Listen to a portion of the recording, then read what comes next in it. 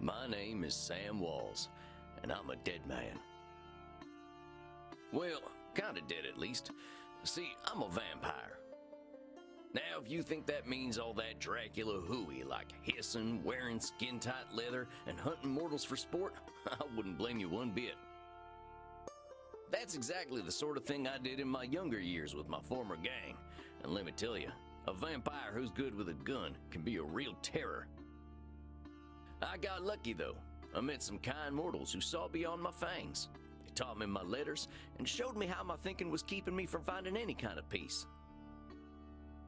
After they passed on, I roamed America's majestic wilderness for nigh on 90 years, figuring out myself and what it means to be a vampire.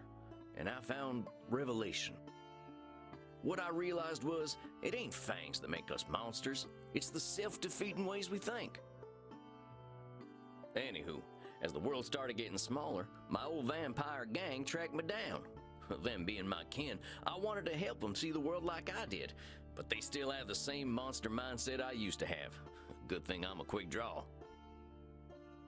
But I got hooked up with this newfangled internet thing and found a vampire who's helping my kin find their way. Fella named Andromachos, supposed to be 3,000 years old. He invited me to come out to Europe to learn from him. I figure someone older than time has got to have the answers. I'm going on a trip, I guess. This feels like my opportunity to do some good in the world. I've been lucky, and now it's time to give back. Vampires ain't monsters. Or at least, they don't have to be. And come hell or high water, I'm gonna prove it to them.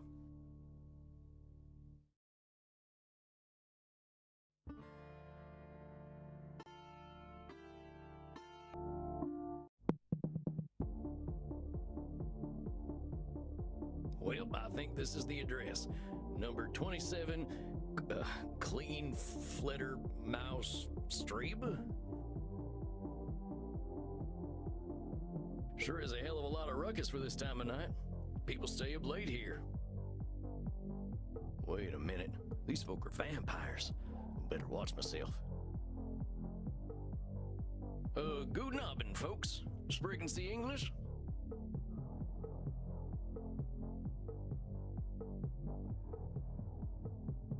Ja, hello, Alta. Are you here to party with us at the hottest club?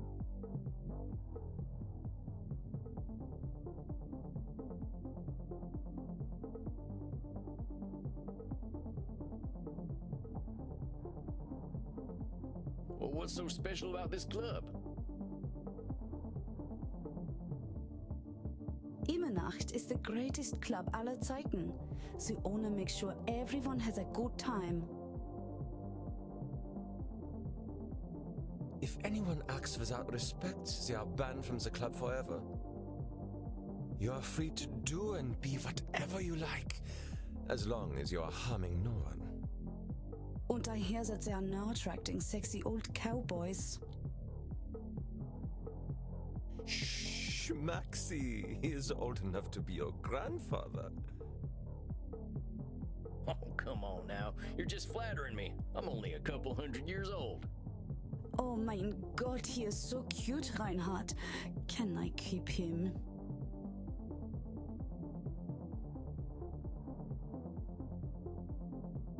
I'm looking for Andromachos. You mean the club owner? Ja, that is why we are here. If you're lucky, he will invite us to the private party at the end of the night. Well, what happens there? I think maybe it is too kinky for Americans to hear. I don't think what I'm wearing will fit the dress code.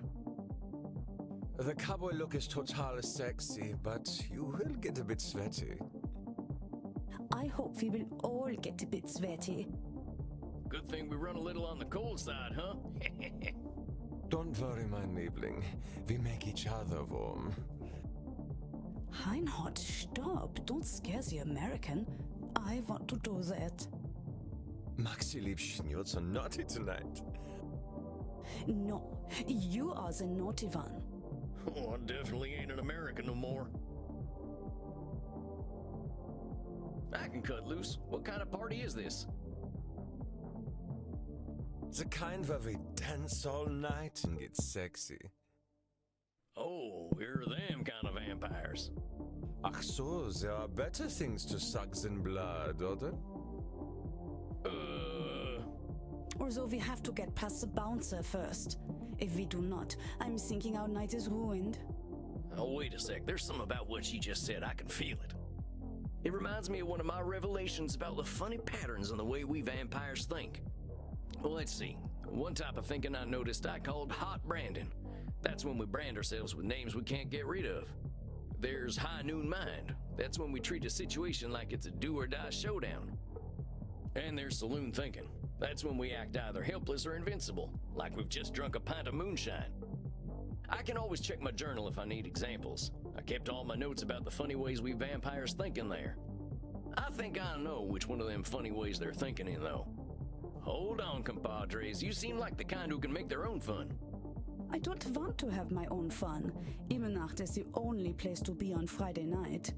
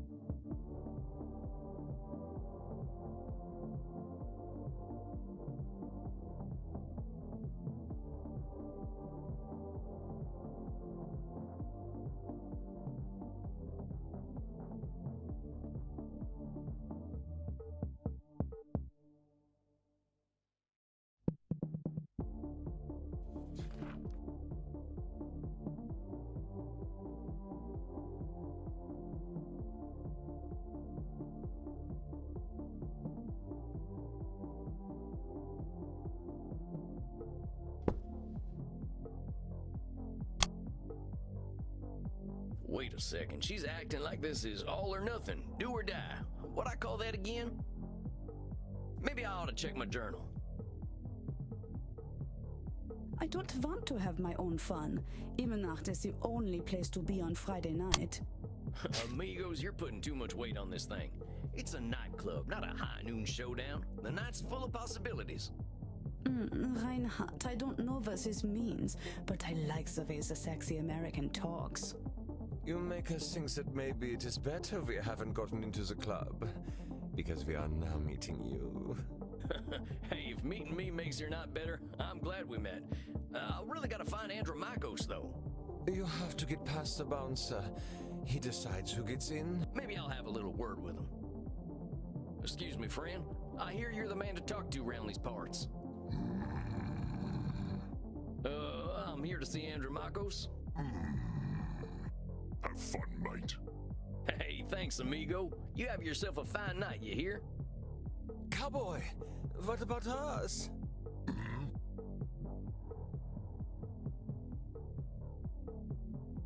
Yeah, sure, they're friends of mine. Have fun, mate. Well, come on, you two. We ain't got all night. Yeah. Dang, awful loud in here. Come on, my liver, dance with us! Well, you kids have fun. I'll catch up with you later. insemination. I'd rather hear a gopher giving birth than this. I better talk to whoever's slinging drinks in this here saloon. They ought to know where Andromachos is. But pardon me, ma'am. Well, well, look at you. We get a lot of 80s fashion in here, but not usually the 1880s. What can I get you, cowboy? The special's Red Bull and vodka. You down? I never drink Red Bull. I'm actually looking for the owner. He around tonight? Might be. What do you say your name was? Sam Walls, begging your pardon. Sam Walls, huh? I don't think I know anything about a Sam Walls. After all, I'm just a know-nothing bartender.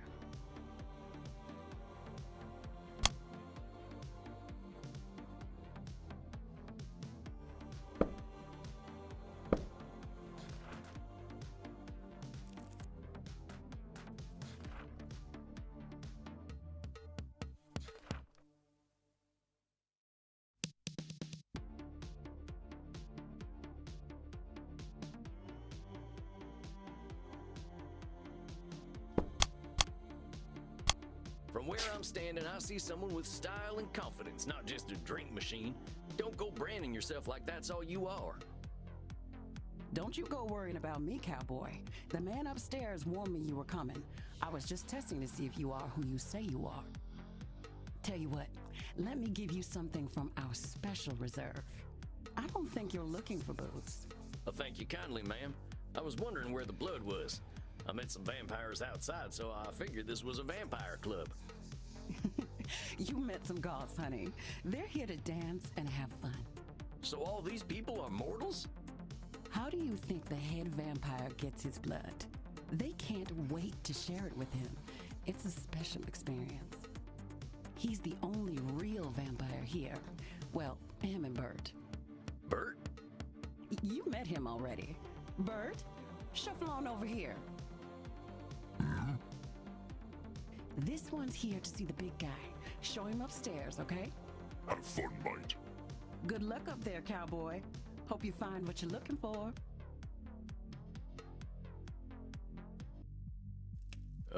Howdy. It's Sam Walls to see you, sir. The guy who's been sending you all them V-mails. Yes, I know who you are, Samuel Walls. You have come here because you believe you can help our kin. The question is, are you first able to help yourself?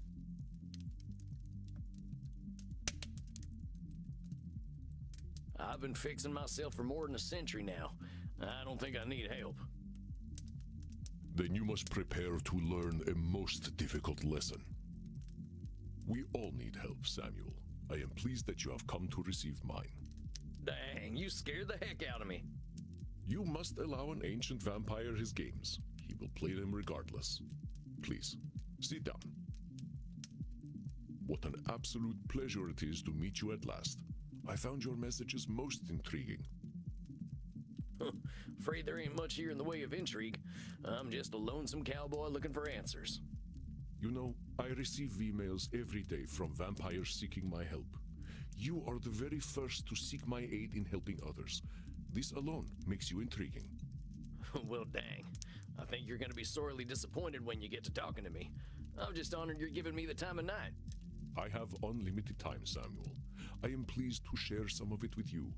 Our kind can be rather set in their ways. It is inspiring to see someone so young and eager to learn. Yeah, well, I wasn't much for learning when I was alive. Just making up for lost time, I guess. It sounds as though you have been handling your own life better than most. I was particularly intrigued by these revelations you had while walking in nature. Oh, yeah, them. Well, I give walking the credit. Nothing sorts my thoughts out better. After a few decades, I started seeing patterns in the way we vampires think. Can you explain some of these patterns? I've tried to explain them to other vampires, but it ain't never gone well. I can try, though. See, we tend to assume certain things just because we've been believing them since we were alive. Or we decide the world's against us just because we're hungry or tired or something. And when we start tackling problems that ain't real, we ain't fixing our real problems. That make any kind of sense? Fascinating, Samuel. These revelations that you had in the woods, mortal psychologists have a term for them. They are called cognitive distortions. Cognitive whoozy what now? Cognitive distortions. They are exactly as you described them. I will explain in a moment. Please, tell me about these specific revelations you had.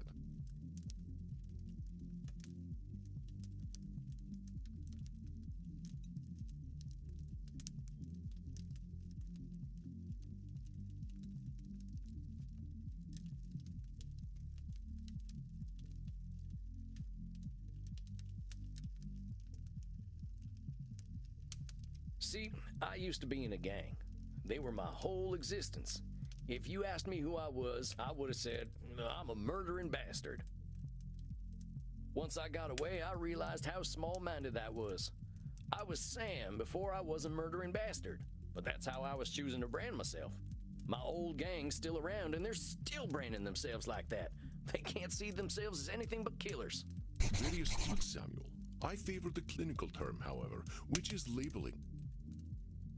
You correctly discovered that labeling is a reductive act. When we call ourselves names, even if we find them accurate, we create prophecies we are doomed to fulfill. For millennia, I thought of myself as a killer. It was not untrue that killing was how I made my way in the world.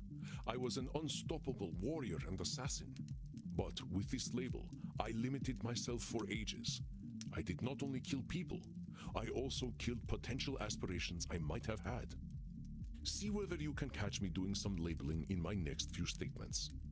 I am so old, I am ancient. Oh, come on. I know you've been kicking around a long time, but don't go labeling yourself as ancient. But according to definition, I am ancient. It is not a label, but a specific classification of my age. Huh. Well, you look pretty good for being ancient then. The secret is moisturizer, but let us continue. Call me whatever you like, but don't call me late for dinner. How shall I describe myself? Yes, I am a mass murderer. It seems you have missed my labeling. Let us begin once more. I am so old, I am ancient. Call me whatever you like, but don't call me late for dinner. Late for dinner? Well, that's labeling. Kind of reductive to boil yourself down to being late for dinner. Late for dinner is not a label, Samuel. It is a temporal situational description, and a joke almost as old as I am. Dang. Do not be discouraged, Samuel. Let us continue. How shall I describe myself? Yes, I am a mass murderer. It seems you have missed my labeling. Let us begin once more. I am so old, I am ancient. Call me whatever you like, but don't call me late for dinner.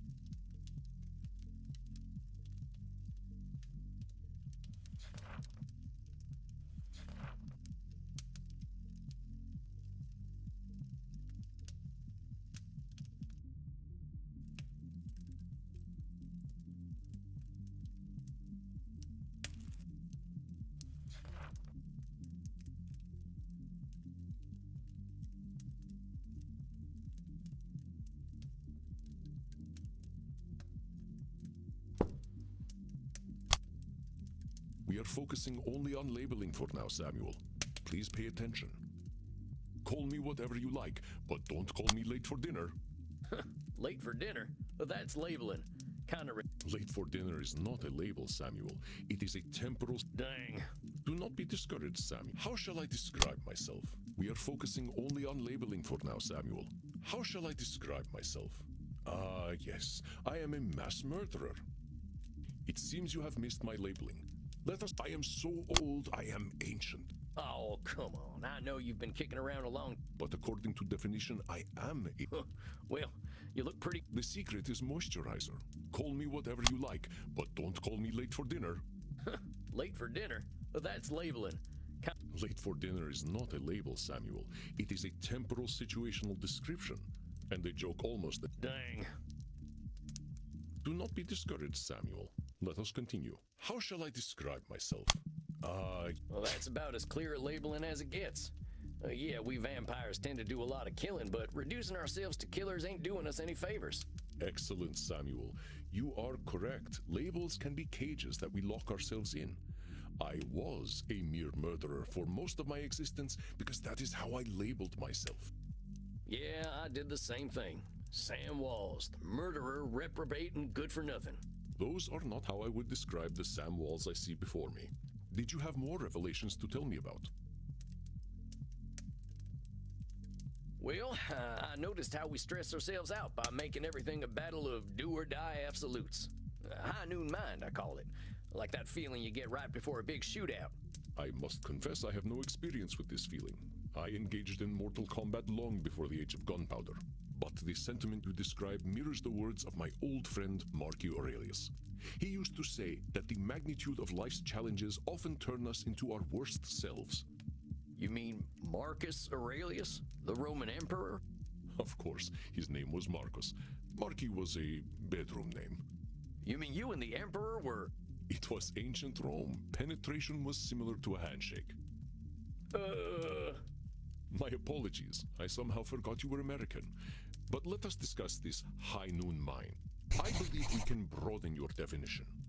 Mortal psychologists call this phenomenon of binary thought polarized thinking, but I like to call it Nosferatu thinking. Nosferatu thinking? It means you are thinking in black and white. I get it. That's pretty funny. I believe it encompasses the breadth of the distortion. One is not flatly weak or strong, good or evil, smart or stupid, a success or a failure. The truth is far more complex and colorful. Not every high noon gunfight ends in oblivion, correct? Yeah, that's true. Getting shot still ain't fun, but it ain't the end neither. A perfect example, Samuel. Now, try to catch me using Nosferatu thinking. I will give you a series of statements, and one of them will contain Nosferatu thinking. I will repeat them if you miss it. If I do not drink blood, I will surely die. Is that Nosferatu thinking? No, Samuel. In this case, I am not arguing with reality. If we do not drink blood, we die. This is a fact of being a vampire. Let us continue. Death eventually comes for us all.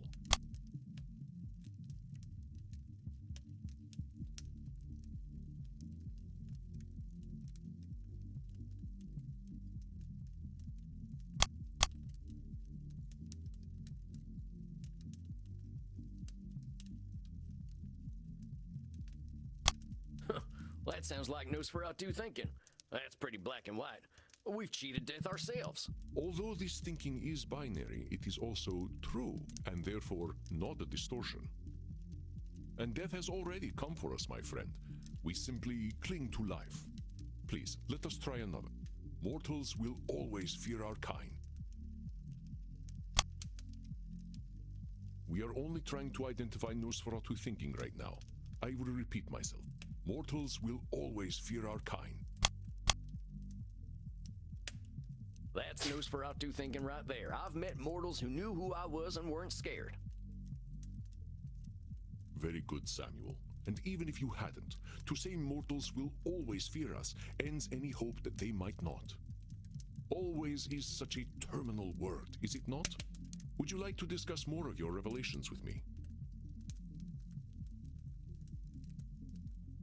I realize that as vampires, we can get the feeling of the power that comes with immortality and strength, but then we get hopeless and aimless over time.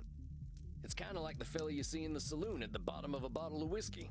Either he thinks he can fight everyone, or he's crying into them last drops because he thinks life's hopeless. It's saloon thinking. Two extremes that probably ain't true. A fascinating observation, Samuel. Your saloon thinking was described in my time as the battle between hubris and nemesis, the twin excesses of arrogance and self-pity. Oh man, it make me wish I'd gotten some schooling. Maybe I would have figured this stuff out earlier. You live forever, my friend. There is no rush. What you have identified is a phenomenon where individuals perceive either an illusion of control or a lack of control. Mental psychologists call this phenomenon you have described a control fallacy. Rarely do we have complete power over our situations or no power at all. But we create this illusion that stops us from attempting to change our perceived situations. Yeah, you're right about that. I used to think I'd never get away from my gang, and maybe that's what made me stick with them for so long. Yes, you see how cognitive distortions keep us from facing reality, whatever that reality may be. Of course, I am so old and powerful that I am always in control.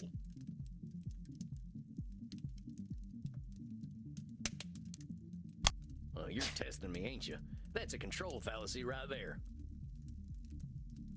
Well done, Samuel. I am indeed very powerful, but the cosmos holds no awareness of Andromachos.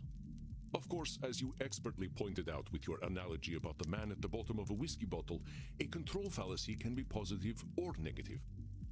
Listen to my next few statements and try to find a control fallacy. Simply let me continue if you do not detect one. The sun will eventually burn out. I will roam a cold, dead earth, and there is little I can do about it. Well, that sounds like one of them control fallacies. With all eternity, heck, I think you could do something to save the sun. I applaud your optimism and ambition, Samuel, but some things we must be prepared to accept, and the death of the sun is one of them. But let us continue. My kitty cat died. I shall be lonely forever. I'm sorry about your sweet kitty, but you can always pick up a new one.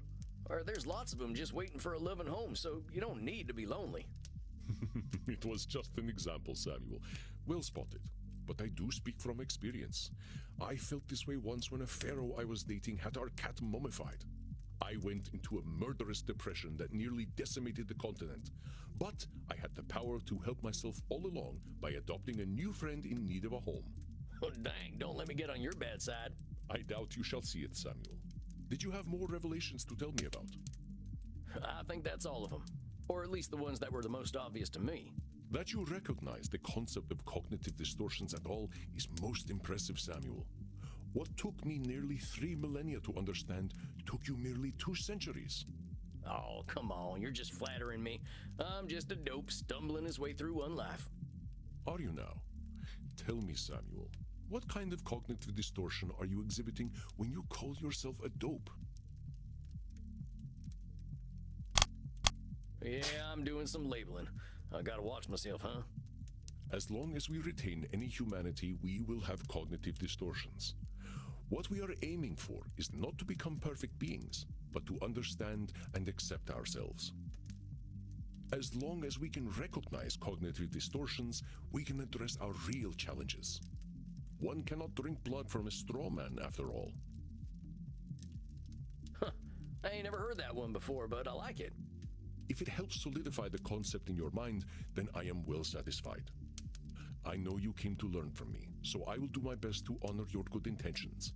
Let us ensure that you understand the concepts of labeling, control fallacies, and Nosferatu thinking. I will give you a series of statements, and each one will contain a cognitive distortion for you to identify.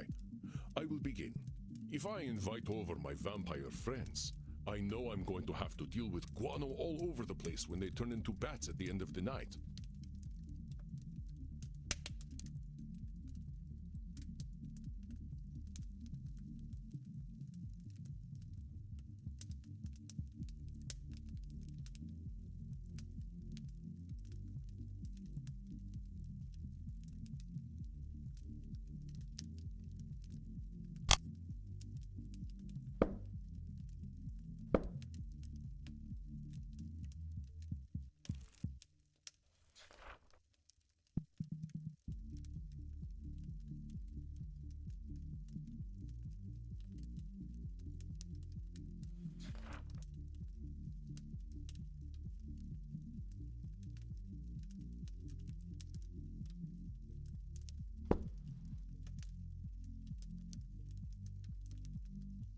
Well, that ain't right.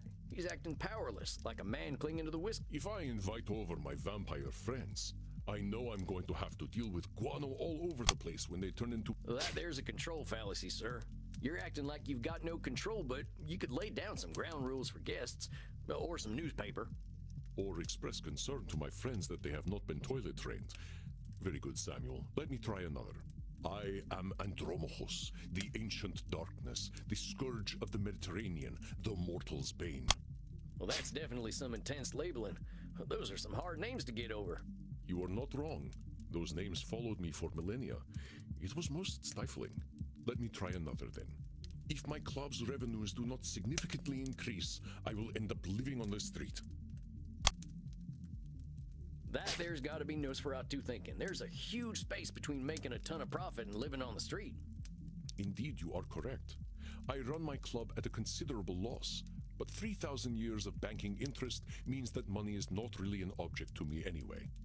Samuel, now I am not only intrigued by you, but also impressed. I would very much like to teach you my ways, but I must demand something of you first. Anything. I'm here to learn. You must receive therapy yourself. I will not have you seeing clients without a commitment to your own mental health. Oh, now, hold on just a minute. I don't know that I need therapy.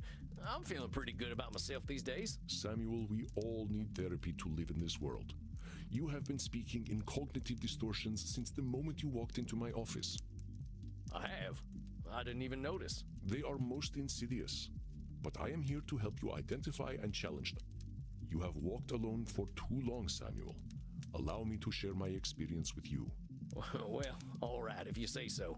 I appreciate your taking the time to work on this, old cowpoke. We have all the time in the world, Samuel. But for now, you must be eager for something fresh. Please, dance, drink your fill. We will begin tomorrow. Okay, then. Well, sir, it's been an honor. You don't have to call me sir, you know. All right, then, Andromachus. Andromachos. Hey, Andromachus. Just call me Andy. All right, Andy. I'll see you tomorrow, then.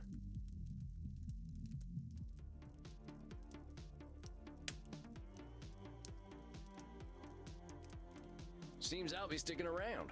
Guess I better get used to things around here. Good to hear. About time someone helped Andy with his work. Seems you vampires have a lot of problems to fix. Name's Crimson, by the way. Fine meeting you, Crimson. How do you know so much about what Andy's doing? Pillow talk. I'm his blood partner. No shit. How's a mortal get hooked up with an ancient vampire? I'm a rock climber. I stumbled into one of his lairs in Madagascar, found a cave while climbing a mountain, and there he was, naked in a hot tub. Dang. Must have been a sight. You ain't kidding, cowboy. Didn't expect a luxury apartment with a gorgeous naked vampire inside of a mountain. We hit it off, and he asked me to come back here with him. I like an adventure, so I said, what the hell? I'll date the gorgeous Dracula. But what are you doing talking to me, cowboy? The blood's running hot on the dance floor, and these kids don't mind a little biting. Ain't no way I'm dancing. There's gotta be a better way to get something fresh to drink. Reinhard, look, it's the sexy old guy again. You should buy us a drink, old guy. You'll probably get lucky. Actually, you will definitely get lucky. Pleasures of the flesh ain't exactly what I'm after tonight. That's because you haven't experienced these pleasures with us yet. Buy us a drink and you will discover great satisfaction by uns.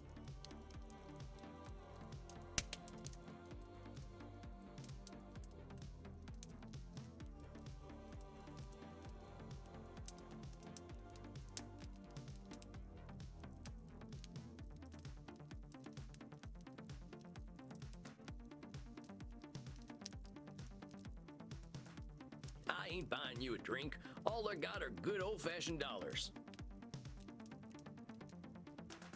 I like American money. All we have on our money are buildings. You have us the sexy old men. All right, I'll bite. Which of them old men are sexy? I like Hamilton. His posture is just so powerful. There is a dollar coin that has Eisenhower's face on it.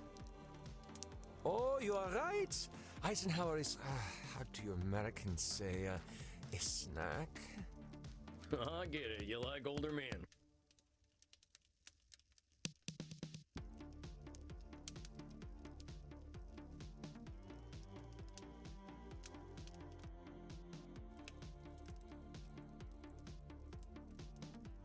I ain't buying you a drink. You ain't exactly my type. Oh, we don't want to marry you. We just want to have fun with you. You kids are too much.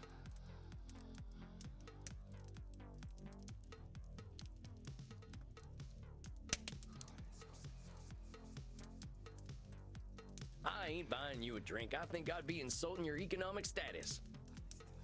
Mein Lieber, don't worry about us. We just like to feel special. We have lucrative jobs in IT. Oh, yeah? Well, maybe you can help me. See, my printer died again. Getting real tired of these things.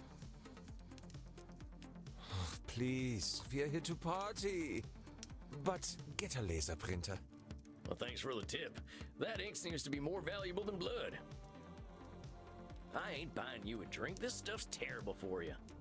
Are you making a joke? We are at a bar. It's okay. He's just trying to be protective. Aren't you, Opa? You know, I think the drinks here ain't strong enough for you two. Well, these kids just ain't gonna leave me alone. Stop teasing the cowboy, Kinder. They're just messing with you. Drinks are free here. Dang, really? I ain't never been to a saloon with free hooch. Call it a drink exchange. Huh. So, everyone here knows they might be sharing blood? Only as long as there's consent. We like to create a safe environment here. Why don't you take Reinhard and Maxie here back to the kink room? Wait, kink room? Mm-hmm. You're not in Kansas anymore, cowboy. We are not afraid of sex here. I'm from Missouri, but point taken. Nobody has to do anything they don't want to do in there. Just have fun and drink your fill, handsome. I'm sure I'll be seeing plenty of you. Maxie, Reinhard, this is one of our special customers. Ach so, ein Vampir. I'm thinking we are all getting lucky then. My neck scrubs with anticipation. Dang. Guess I'm going to a kink room then. Thanks, Crimson. I knew a man who wore this much leather couldn't be boring.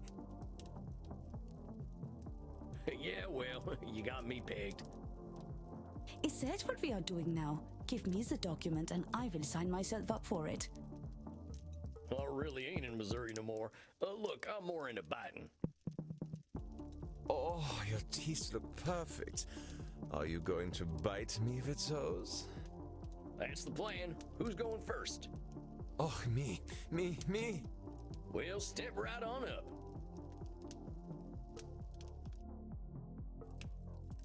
Oh, das hat sich gut angefühlt. Oh, that's a good thing. Is it my turn yet? Sure thing. Come on over. Oh, Reinhard, the hot old vampire wore me out. Me too, Maxie. I feel as though I have set up a mail server. Reinhard, Liebe, ich bin zu müde, sexy zu sein. I will get us a taxi cab, Liebchen. Und du, cowboy? Next time we will talk about that thing you mentioned earlier. Oh, yeah, sure thing, fella.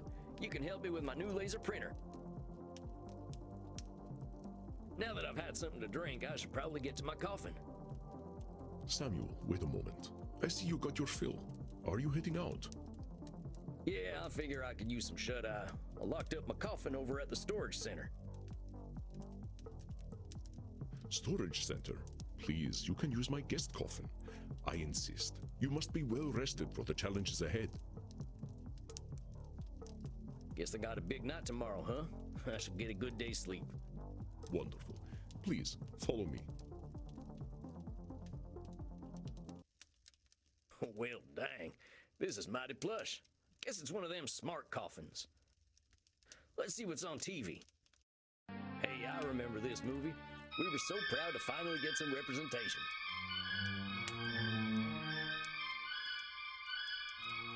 Not sure I should stay up watching movies, though. Well, ain't much else to do in here. I think it's about time I hit the hay. Hope I'm cut out for all this.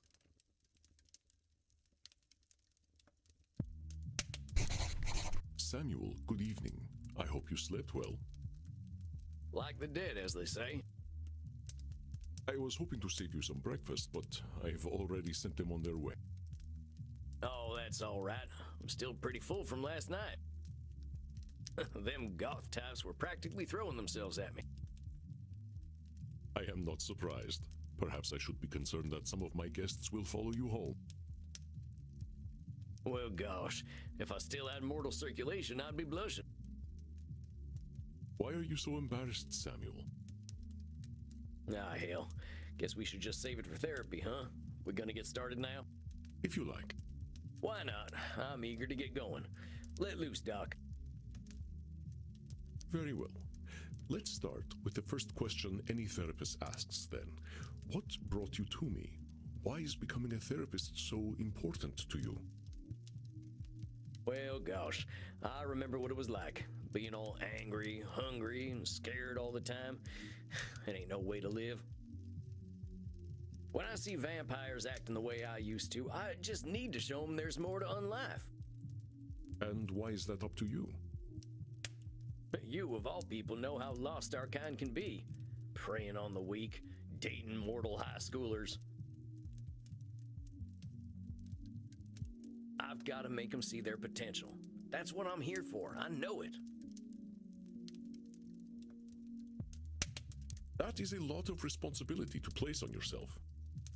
You got a funny look in your eye. Am I doing one of them distortion things? You are most perceptive. Yes. Perhaps you can tell me what it is. When you say you are here to make vampires see the world differently, in what way are you distorting reality?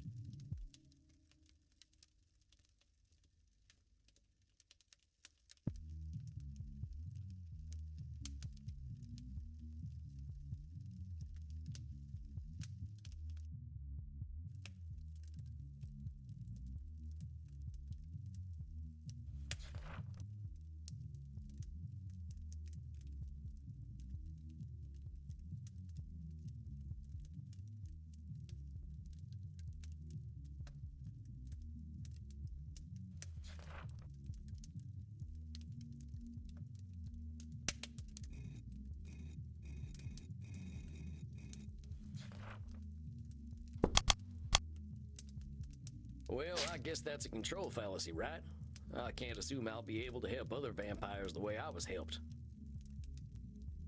Very good, Samuel. Control fallacies are hard to avoid when one feels strongly about something.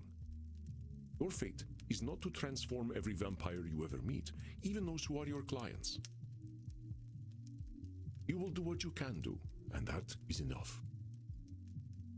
But I am eager to learn how you developed this desire to help our kin find a different way of thinking.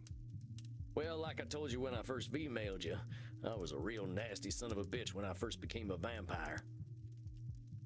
When I look back and see what a no-account piece of shit I was, I ain't nothing but embarrassed. It all seems pretty stupid to me now.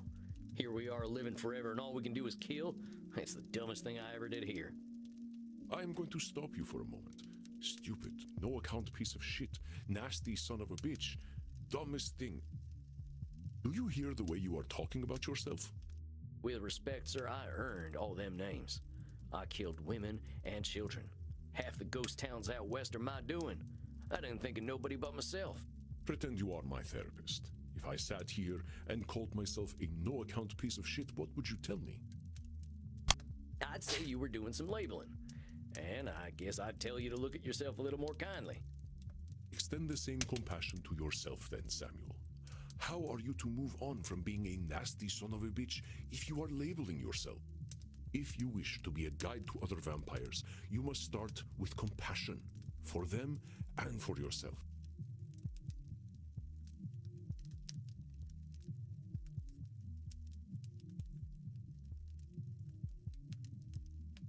So, now that you've gotten all that horrible name-calling out of the way, please tell me, how did you find your sense of purpose? Well, I was on the run, you see. The Wild West was ending, and the Pinkertons were starting to get the better of my gang. I went into hiding and found a strange group of folks out in the country. They knew I was an outlaw right away, but they didn't judge me for it. They didn't even care that I was a vampire. They welcomed me like a friend, even shared their blood with me. They taught me how to appreciate the beauty of the night, and I started seeing things I'd never noticed before. They taught me my letters, philosophy, and how to question things instead of being scared of them. I think about them every day of my own life. They somehow freed themselves of all the judgments of the time and were better off for it. These must have been the 19th century American transcendentalists, yes? Yes, sir. I'm glad I died when I did, because their like just don't exist no more. Once my community died out, I started walking. That was something else they taught me how to do. There ain't nothing like having a walk and a think. I walked in nature for about 90 years and just took in all the grace and beauty of my country. I guess I was kind of selfish, though. I should have been helping other vampires the way the Transcendentalists helped me. Why? Why waste 90 years walking when I should have been helping others? Seems pretty obvious to me. I could have done a lot of good in that time. But your should turns that which you could find fulfilling into a duty. You create an extrinsic motivator.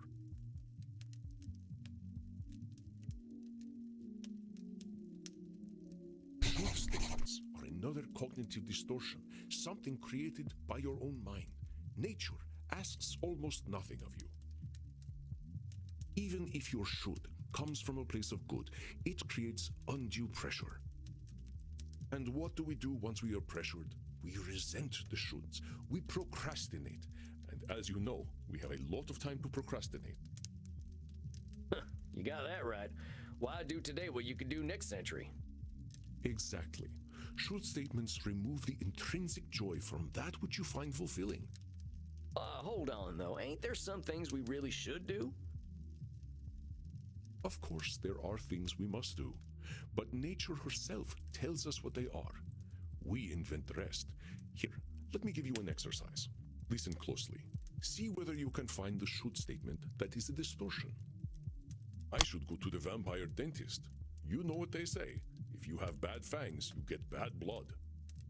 I should drink blood today. I should take my blood partner Crimson out on a date. I should be wary of sexually transmitted diseases. Did you miss my should statement? Let's try again. I should go to the vampire dentist. You know what they say. If you have bad fangs, you get bad blood.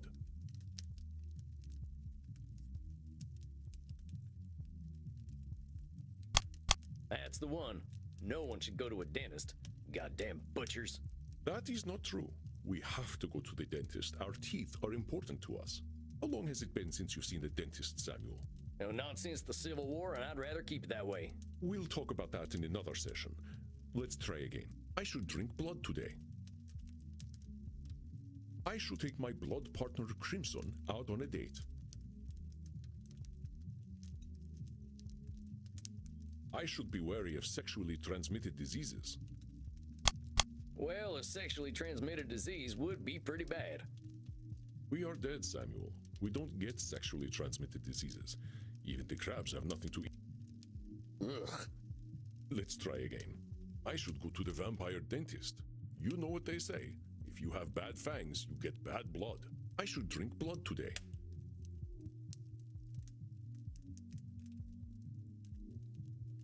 Well, I guess if you don't want to drink blood, you don't have to. But I'll die if I don't. Permanently. So I guess you should drink blood. Mm-hmm. Try again. I should take my blood partner Crimson out on a date. Saying you should take Crimson out on a date is a should statement. You've turned something you want to do into something you have to do.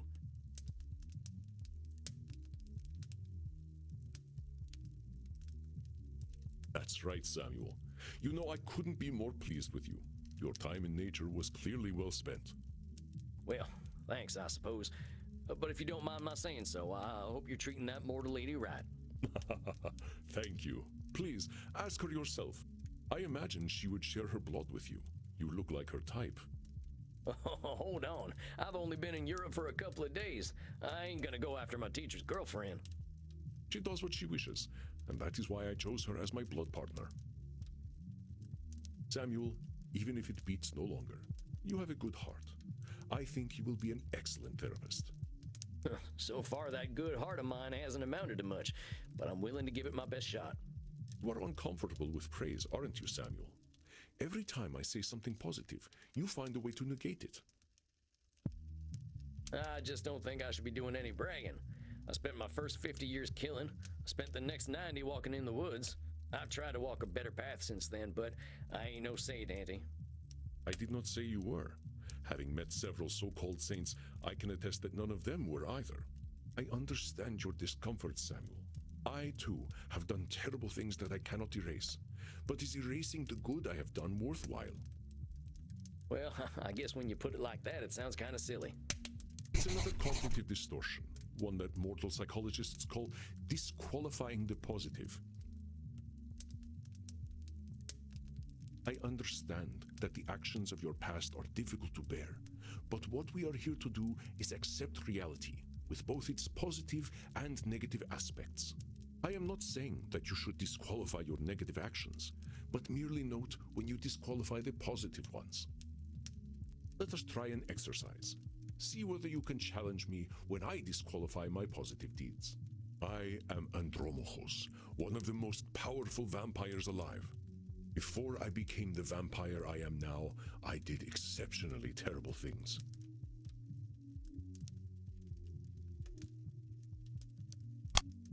Well, that's the one. Of course you done plenty of good stuff too. But I wasn't talking about the positive things I have done, Samuel. Let us continue. I have defiled the innocent. I have killed countless people. The good I now do pales in comparison to the evil I have done.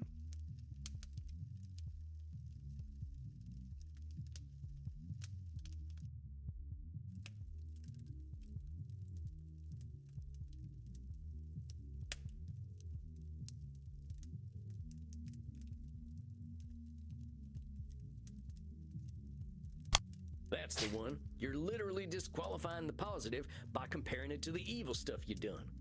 Well done, Samuel. I believe the recognition of this distortion will serve you well when you start to see clients tomorrow. Whoa, tomorrow? I only just started learning these here cognitive distortion things. I will, of course, be with you. You needn't worry. I can sense your instincts and will help you. But tomorrow, I just don't feel ready yet. My friend, we are never truly ready. But if it would ease your concerns, we can practice with further examples. Would that be helpful to you?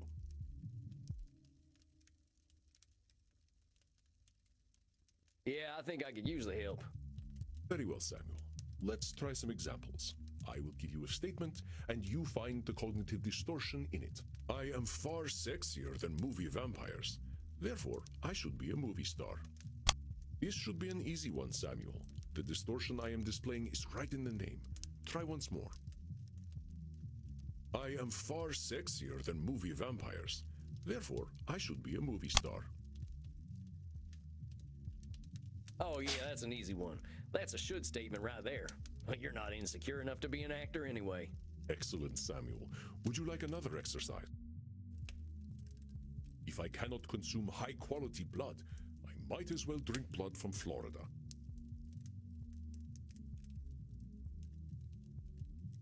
In this statement, I am taking an extreme position, ignoring any middle ground. What kind of distortion is that? Try once more. If I cannot consume high-quality blood, I might as well drink blood from Florida. That's Nosferatu thinking, ain't it? Correct, Samuel. That being said, I am sure there is still decent blood to drink in Florida, but I will bring a test kit anyway. Would you like another exercise? I am an antediluvian old fart. Well, that sounds like labeling to me. You ain't just an old fart. Are you actually older than the flood, though? Do I look that old? Oh, not at all. I was just... I am joking, Samuel. Don't worry. The myth of the flood was at least 1,000 years before I was born. Would you like another exercise?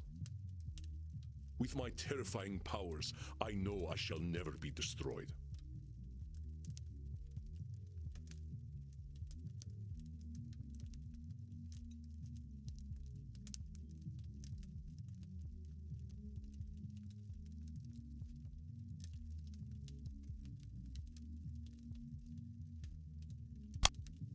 Listen carefully, Samuel. I am making a definitive statement, but do I truly have indomitable power?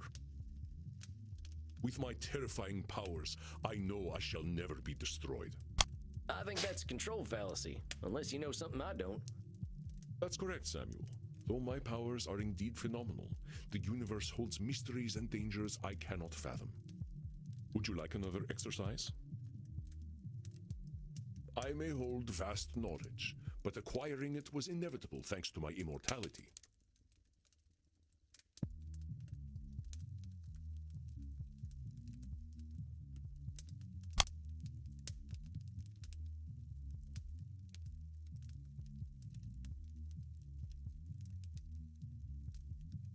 I know that one. That's disqualifying the positive for sure. I knew you would catch that one. Would you like another exercise? I am lazy and useless because I slept the night away in my coffin. That's just labeling, Chief.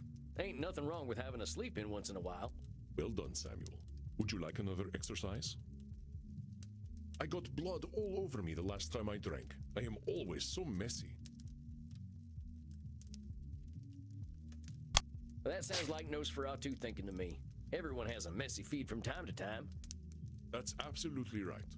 The dry cleaning bill is punishment enough without the self-judgment. Would you like another exercise?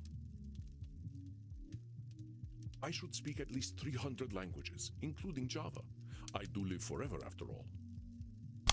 Well, that's one of them should statements, ain't it? Nobody's making you learn Java. Thank goodness for that. Would you like another exercise? Whenever I meet a crypto vampire, I cannot control myself. I must destroy them. Well, that sounds like a control fallacy to me. I'm sure you don't have to kill crypto vampires. Indeed, Samuel. They are dead inside anyway. Would you like another exercise? I think I'm good. All right, Samuel. You must be hungry now. I suggest you get a liter inside you. We have a big night tomorrow. How much is a liter? Just get enough to drink, Samuel. We will not be able to work if you are hungry or tired. Now, please excuse me. I do have a date with Crimson tonight. I suspect I shall not return until nearly morning. Oh, yeah, of course. I hope you have a nice night out, Mr. Andy. You as well, Samuel. Rest in peace.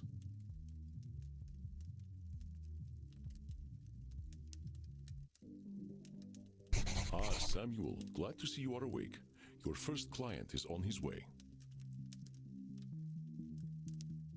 What, already? Look, Mr. Andy, sir, are you sure I'm ready for this? These are people's brains I'm messing with. Fear not, my friend. You are a powerful vampire in your own right.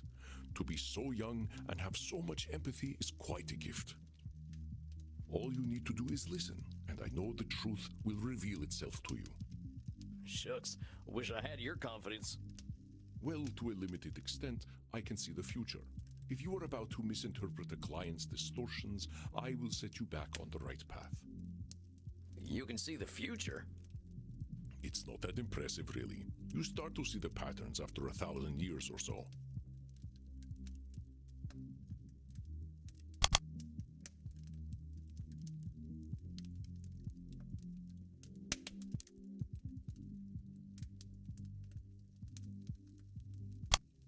Well, dang. If seeing the future ain't impressive, that's gotta be a distortion. Disqualifying the positive, it's gotta be. You barely require my aid as it is. If you need guidance, I will provide it to you telepathically. Don't think about it too much. When you are 3000, such things will cease to impress you. Let us look at your first client's case file. Dr. Drain, huh? You ain't got no first name?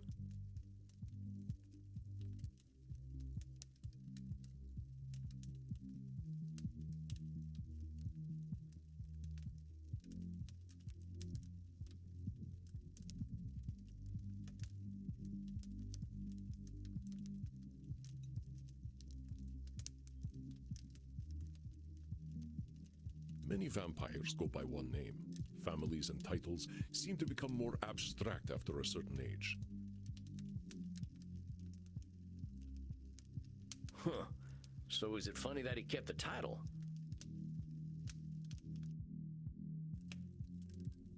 Indeed, you catch on quickly, despite your habit of disqualifying the positive. I will let you work now. I shall be meditating in my coffin, but I will sense when you need my help.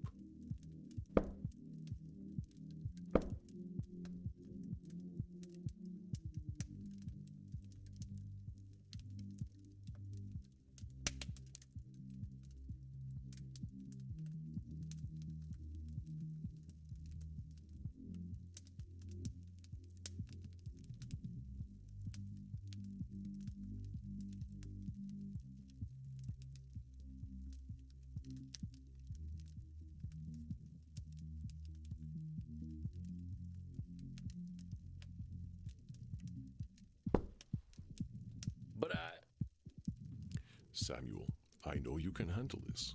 Be yourself, and all will be well. Satan bless it all, I hate flying! Hey there. God's blood, what on earth are you? My name's Sam. I'm the new therapist. Make yourself comfortable, Dr. Drain. And American as well. Good God. It's not enough for you lot to take over the world of the living. Even the halls of the dead aren't safe from you. Oh well, I suppose your lot are all into this touchy-feely stuff, aren't you? And ignorance, even American ignorance, is bliss, I suppose. Oh, sweet ignorance, how I do wish I knew thee. Damn it, how am I gonna work with this fella? I gotta ask Andy. Are you all right, Samuel? You gave me this fella as my first client? Why not? He is clearly hiding very little about his state of mind. How am I supposed to help him when he already sees me as the bad guy? Use your instincts, Samuel. Think about how you have felt in your darkest hours. What does this poor vampire want?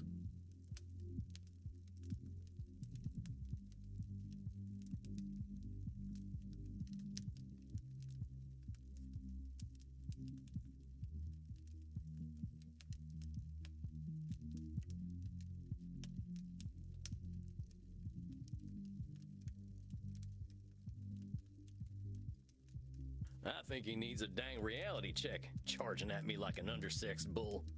If you tried to give an undersexed bull a reality check, that would not change the fact that it is undersexed.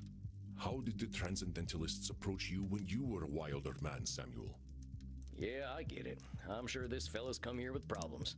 I can't be surprised when they show up. I think he just wants to complain. Perceptive, Samuel. He can hardly stop himself, can he? So, what? I just let him complain? Of course. Just give him a starting point to let it all out. It will make him feel better. Well, if you say so. Don't worry, Samuel. You are doing wonderfully. I will release your time now. Well, are you just going to sit there? I was just gonna ask how your trip here was. My trip? My trip was bloody wonderful. Until my familiar got a flat tire and I had to fly 30 kilometers here as a bat. I hate being a bat and I hate flying. Do you know an owl tried to eat me? Me, a creature that has lived for centuries, treated like common prey. I'm surprised he was even interested. You should see what an ugly little beastie I am when I transform. All I could do was screech and squeak until he went away. Well, I suppose I'm alive, in a manner of speaking anyway. You all right there, pal? Yes, I'm fine. Well, I'm not not, of course. I wouldn't be here otherwise. But for the sake of conversational integrity, fine. I take it you've read my case file and know why I'm here? You're here for an addiction problem. Yes. Embarrassing, isn't it? What's to be embarrassed about? I remember when Ulysses S. Grant was president. Didn't seem to bother him. Oh, well, of course. How wonderful it is that I share the mental failings of people who only live a single lifetime.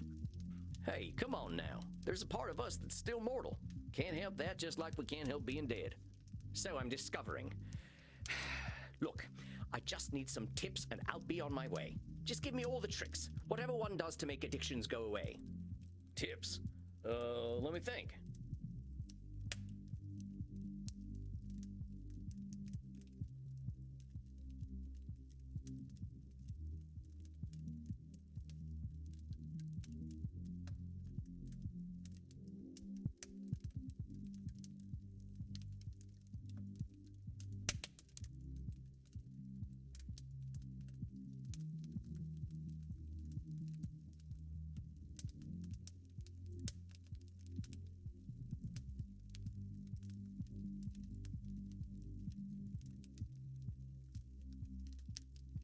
Partner, there ain't no tips that'll magically cure you, but I'm here to listen. You know, I never in my life thought anyone would ever call me partner. Like partner, but not with a T. And I know how you English love your tea. Thank goodness we can still process tea. We cannot live on blood alone. I appreciate the concern, though. I must admit, I rather saw myself above this whole addiction thing. I tell you what, let's not worry about being above or below anything. You're here now, so let's see what we can do. What exactly are you addicted to? It's a form of plasma, a catalytic compound of my own design, a necessary component of my own scientific goals. You're losing me. Well, let me try to make it simple. I have been able to replicate and even alter the molecular patterns that vampiric erythrocyte surface receptors receive. Our unique physiology gives us an increased ligand affinity, which is how we are able to process blood the way that we do. I can extend this receptivity and thus achieve my true goal: synthetic blood, freedom from the hunger that plagues us, and hope for all humanity.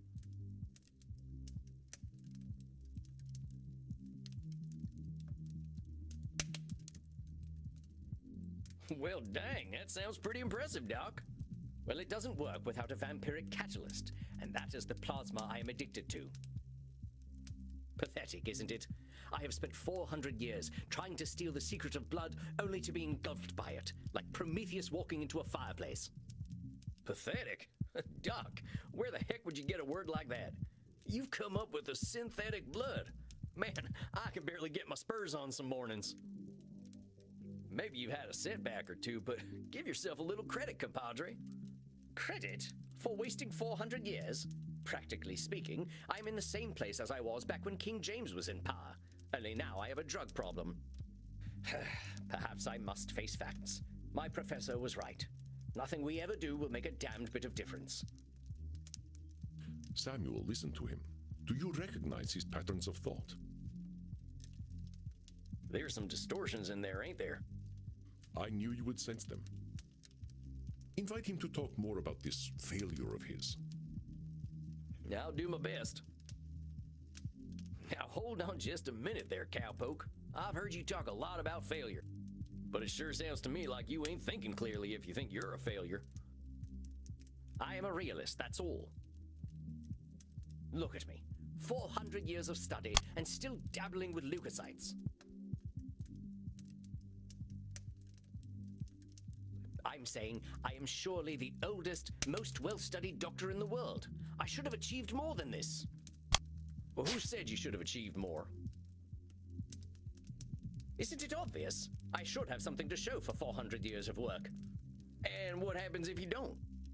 Absolutely nothing at all. Well, that's my point. That is not as encouraging as you think it is. Ain't meant to be encouraging, just showing you a little reality. Well, it's all my fault, really. I cannot seem to motivate my scientists to reach the necessary level of dedication. It's always shocking to me how little urgency mortals have around death.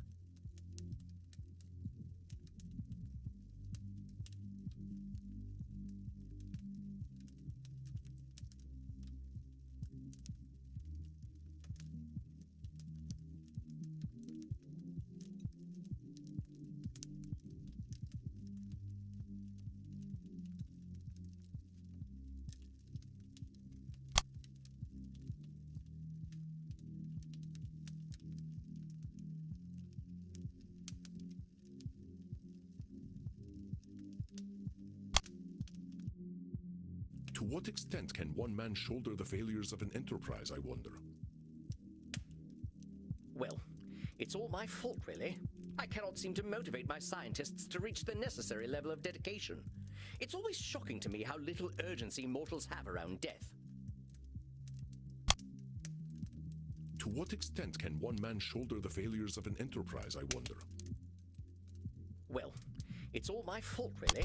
I cannot seem to motivate my scientists to reach the necessary level of dedication. It's always shocking to me how little urgency mortals have around death. So it's all your fault that you haven't come up with the perfect synthetic blood. It can't be anyone else's fault.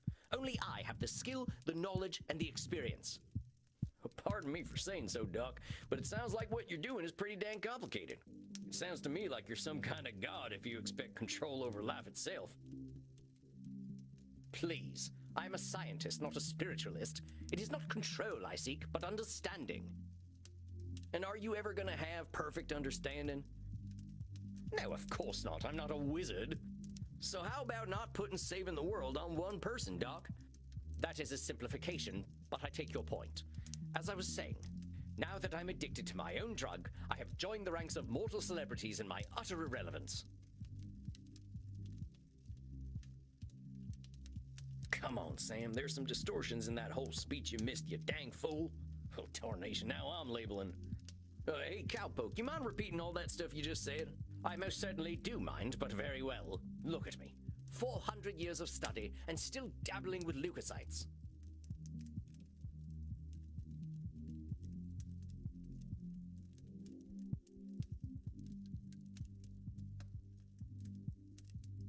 I'm saying I am surely the oldest, most well-studied doctor in the world. I should have achieved more than this. Well, it's all my fault, really. I cannot seem to motivate my scientists to reach the necessary level of dedication. It's always shocking to me how little urgency mortals have around death. Now that I'm addicted to my own drug, I have joined the ranks of mortal celebrities in my utter irrelevance.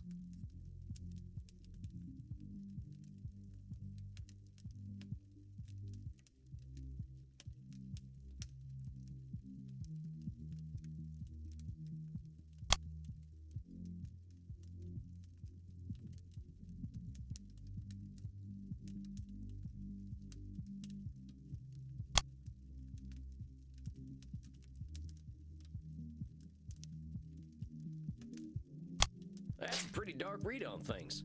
You know, lots of folks get over their addictions. Yes, but not me. I'm trying to tell you that even if you are addicted, that ain't the end, hermano. You got a lot of life and opportunity left in you. If you can call this life. Now hold on there, that's what I call Nosferatu thinking, straight from the coffin. Life ain't all black and white. It's got its shades of gray too, you know. Come on, Sam, there's some distortions in that whole speech you missed, you dang fool. Oh, tarnation, now I'm labeling. Hey, Cowpoke, you mind repeating all that stuff you just said? I most certainly do mind, but very well. Look at me. 400 years of study and still dabbling with leukocytes. Let me aid you, Samuel. Our doctor friend is using belittling language. What kind of distortion does that indicate? Look at me. 400 years of study and still dabbling with leukocytes. I don't know many people who would call working with leukocytes dabbling. I mean, I gotta admit, I have no earthly clue what you're talking about. So unless you made up all them science terms, I think you might be doing more than playing with a chemistry set. Perhaps, but if we consider all there is to know about blood, I know precious little. But you know something. Yes, I concede I might know something about blood. I would hope so after 400 years. You still got more knowledge about blood than most, whether it's been 4 years or 400 years, amigo. Let's get back to what you were saying, though. Oh, well played, Cowpoke. Perhaps I am being a little dramatic. Yes, I'm aware that in reality progress has been made, enough to get to this point. But I didn't come here to ask for a pat on the back and to be told I'm a good boy. That ain't my department, but I hear they do some of that stuff downstairs. Yes, we all know very well that the Continentals are more sexually liberated than we are. But as I say, I don't want all this therapy stuff. I just want to stop using this damn drug. Well, so what's so good about this stuff anyway? Why do you like it? I'm not certain. I don't remember what happens after I take it, but I wake up feeling, how do I put this, alive. Well, that don't sound so bad. A good nap can make me feel like a new man. I'm not talking about feeling refreshed. I mean I feel alive. As if I'm someone else. Someone who lives. And I wake up and find, oh gracious me, I am not depressed. You mean to tell me that you're going to sleep depressed every night? Oh, nothing of the sort. Oh, well, I'm glad to hear that. You are assuming that I can simply go to sleep and my global scientific enterprise will run itself. Oh, wait just a gosh darn minute. You're telling me you don't sleep? Yes, it's not as though we can get much deader already, and I have work to do. So you're not sleeping, and you're always depressed. I think we're starting to get somewhere. Oh, don't be such a bumpkin. If you are a sapient individual, aware of the world around you, depression is the only sensible reaction. It has nothing to do with sleep.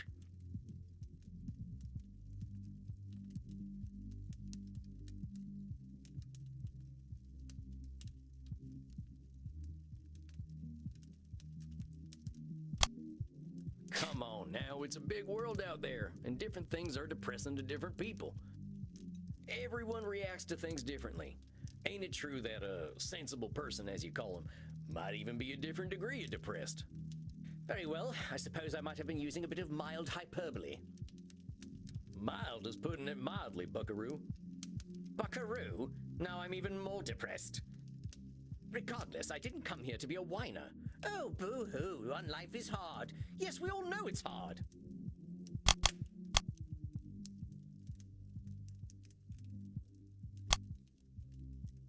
Dr. Drain is calling himself a whiner for being sad.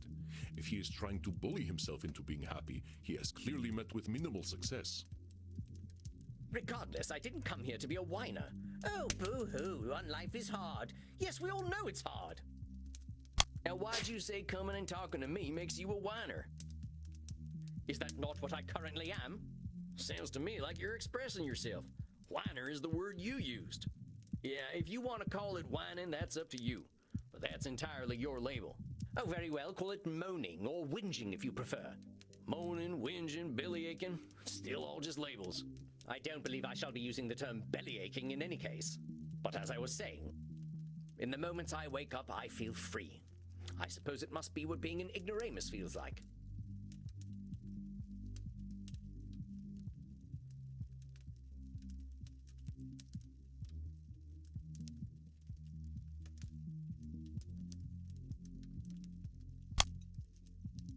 So, for once in his life, he experiences a positive in feeling and he immediately invalidates it. Perhaps we can simply diagnose him as English. In the moments I wake up, I feel free. I suppose it must be what being an ignoramus feels like. So you're telling me you feel good when you wake up, and then you call yourself an ignoramus? Before you even get a chance to reflect on feeling good, you're insulting yourself. That's what I like to call disqualifying the positive. I'm simply stating facts. Stating facts shouldn't impede an argument. What good is that fact doing anyone? It's about as useful as an empty holster. Lest I somehow forget that you are a cowboy. About this drug, though. Oh, very well. I suppose I might be discounting my experience. I don't know how to say this, amigo. You really don't like letting yourself be happy. Honestly, I'm failing to see the problem with taking this stuff. Seems like it's making you get the rest you need and it makes you feel good. What's the problem? First of all, I do not need to rest. And partaking of this plasma does have downsides. What kind of downsides? I do not know what happens when I partake of the substance. However, when I wake up, I feel refreshed. But I also smell of blood and sex. Once I even woke up wearing a football jersey. It was most distasteful. I guess you must be having some kind of good time. That is not my idea of a good time. I'm Dr. Drain. I am intelligent and worldly, not some ill-bred monster. I don't go gallivanting into godforsaken places to engage in depraved coitus and the consumption of dirty blood. It sounds to me like you're real good at denying yourself things. Well, I should be better at it. You know, Doc, a wise old vampire recently told me something I'm about to tell you. You keep talking about the things you should be doing. You, compadre, are shoulding all over yourself. Oh, well, that is vivid, isn't it? I can now add incontinence to my already considerable list of faults. I'm being serious. I'm listening to you tell me I should be doing this, and I shouldn't be doing that. But who gave you all them shoulds and shouldn'ts? I don't know. It shouldn't matter, should it? I've been dead for over 400 years. It's the oldest stuff that sticks with us, amigo. We all got traumas. Heck, we're dead men. That's traumatic no matter what. What we gotta start with is you. You've been through a lot. Don't rope yourself up so tight. Listen, we're doing good work already, I know it. Now, let's not push too hard. I would really like you to think about where all them shoulds are coming from before we meet again. And be good to yourself, all right, partner? Don't feel like you gotta go cold turkey on that plasma stuff. Yes, well, all the same, I'd rather not do it at all. Is that actually gonna happen, though? It might. You're dipping into it tonight, aren't you? I was thinking about it. All right, partner. Just give yourself a little compassion. That's all I'm asking. I'll admit, you've given me some things to think about. Not pleasant ones, mind. You can handle it, partner. You're way smarter than I am. Yes, well, that is certainly true. Very well. I shall do some reflecting, inasmuch as our kind can reflect. I shall see you in precisely 4 weeks, then. Farewell, Sam. Masterfully done, Samuel. I knew you would do well, but that doesn't make me any less pleased. Well, that was a hell of a rush. That fella's holding on tighter than a holster to a gunslinger's hip. It felt real good to help him look at himself a little more kindly. Good, Samuel. Treasure this feeling, but also rest. Go downstairs, get something to drink, relax in your coffin. Next week you shall see a new client. I think they will be an interesting challenge for you. I bid you good evening, Samuel. Rest in peace. You too, Andy. Well, I guess it's time I got me some grub.